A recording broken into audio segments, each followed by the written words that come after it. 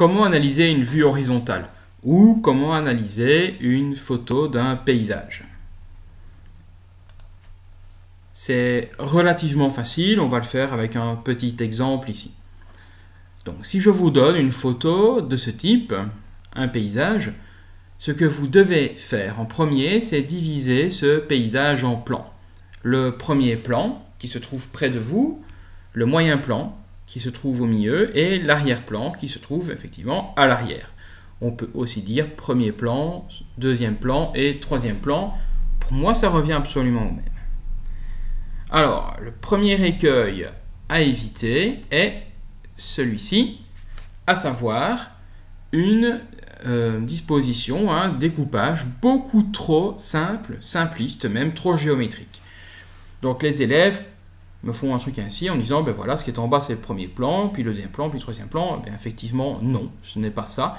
Regardez, ici vous avez un clocher d'église au troisième plan, donc loin du photographe, de l'observateur, et alors que vous avez au second plan des éléments comme le ciel ou des maisons, des arbres qui sont plus loin que ce clocher. C'est pas logique.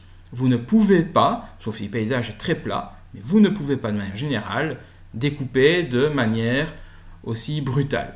Ce qu'il faut faire, c'est ceci. Je sais que ça prend plus de temps, mais c'est pourtant ce qu'il faut faire. Vous avez le premier plan qui est proche du photographe, avec ces plantes ici, c'est de la vigne. Vous avez au second plan ce village sur une colline, avec toutes les maisons. Et au troisième plan, eh bien, ce beau ciel bleu. Une fois que ceci est fait, vous passez au tableau.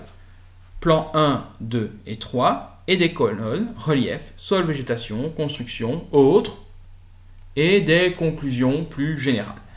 Le relief, de quoi s'agit-il?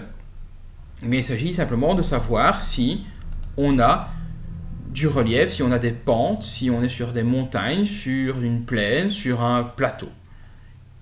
Ici, par exemple, on voit qu'on a une pente et qu'ici, on est sur une colline.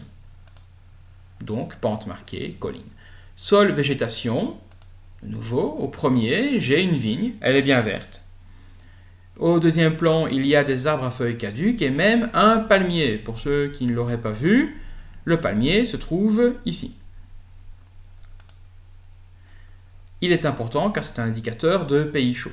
Alors ici, pour le plan 3, je n'ai ni relief, ni sol, plus végétation, donc je peux mettre une croix. Comme construction, ici, j'ai des fils et des poteaux de soutien, ce n'est pas une vigne sauvage, c'est bien de l'agriculture. De l'autre côté, j'ai un village, bâti dense, les maisons sont serrées. Ce sont des murs de pierre, les toits sont plutôt plats, il y a une église. Dans les autres, ici, je ne vois rien sauf un ciel bleu et pas de nuages dans le plan 3. Conclusion des pentes de la vigne.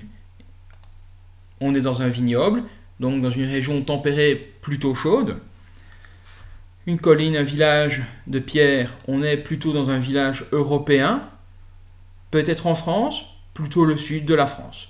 Donc les conclusions, ce sont essentiellement des hypothèses que vous émettez. Donc vous ne devez pas, à ce sujet, avoir de crainte. Si je vous demande des hypothèses, je les juge en fonction de leur plausibilité, donc du fait qu'elles sont possibles, pas forcément du fait qu'elles soient vraies ou totalement exactes.